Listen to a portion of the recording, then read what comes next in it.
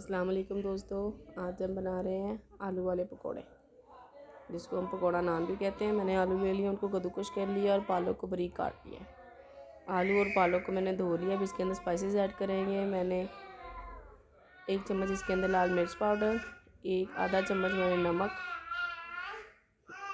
सूखा धनिया आधा चम्मच,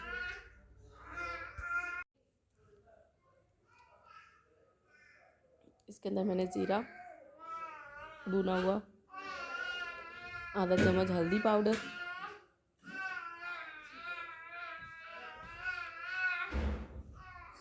ये मैंने काली मिर्च पाउडर थोड़ा सा,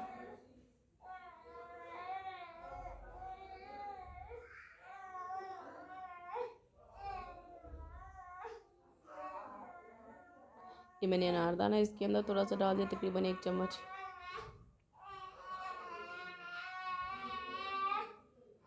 ये मैंने अब इसके अंदर तकरीबन 1.5 प्याली बेसन की डाल दी। इसको अच्छी तरह हमने पानी नहीं डालना, वैसे ही इसको हम मिक्स करेंगे। आलूओं को मैंने अच्छी तरह कद्दूकश करके उसको धोकर निचोड़ लिया।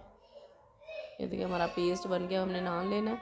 ये कद्दूकश करने से ये होगा कि ये जो हमारा पेस्ट है वो पहले अगर हम बड़े बड़े आलू काटते हैं तो वो ज़ाया हो जाता है हमारा पेस्ट। ऐसे हमारा पेस्ट ज़ाया नहीं होगा और अच्छी तरह नान के ऊपर लग जाएगा।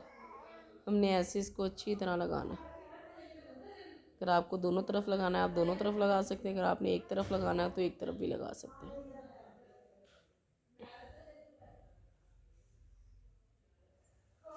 ऐसे हम लगा लेंगे इसको। ये देखिए हमने लगा लिया। अब मैंने ऑयल भी गरम कर लिया। ये मछली वाला घी था। अब इसी के अंदर हम इसको फ्राई करेंगे। बहुत ही मज़ेदार ये बनेंगे।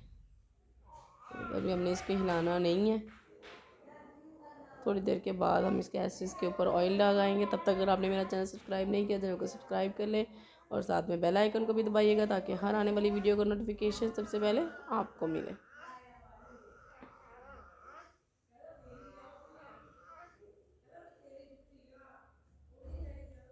बहुत ही ज़बरदस्त और बहुत ही, अगर हम ताज़े नान लेंगे तो ये हमारे जो नान है ना, पकोड़ा नान, ये बहुत ही सॉफ्ट होंगे। अगर हम बासी नान होंगे, बासी होंगे तो ये सॉफ्ट नहीं होंगे नान, हार्ड होंगे, फिर वो खाए भी नहीं जाते जो हार्ड। अब उसकी साइड चेंज कर लेंगे। 5 से 7-10 मिनट के बाद हमारे पकोड़ा नान तैयार है।